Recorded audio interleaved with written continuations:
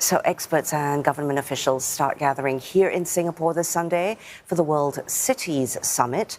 And one major topic of discussion will be how to limit greenhouse gas emissions stemming from urban areas. Olivia Marzuki explains the struggle to keep cool in the rising heat.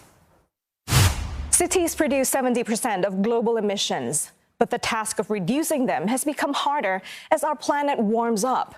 As temperatures rise, people turn to cooling devices such as air conditioners.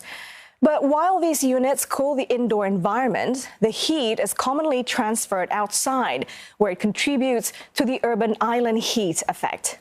Aircons also often rely on so-called super greenhouse gas, known as hydrofluorocarbons, which create the cooling effect.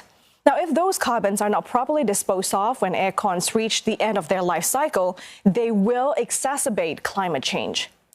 And in addition, the use of electricity in the process usually involves the burning of fossil fuels. One estimate from the World Economic Forum suggests that greenhouse gas emissions from air conditioning could increase global temperature by 0.5 degrees Celsius by the year 2100. And despite those numbers, the demand for air conditioning is growing. The International Energy Agency projects approximately 10 new air conditioners will be sold every second between now and 2050. And the IEA predicts that by 2050, the number of aircons will exceed 5.5 billion worldwide, driven by the take-up in China and India. And so the rise in demand for electricity to fuel the greater number of aircons is set to grow. An additional 2,500 gigawatts of capacity is needed to generate this power. That's equivalent to the total energy generation capacity of the US, Europe, and India combined.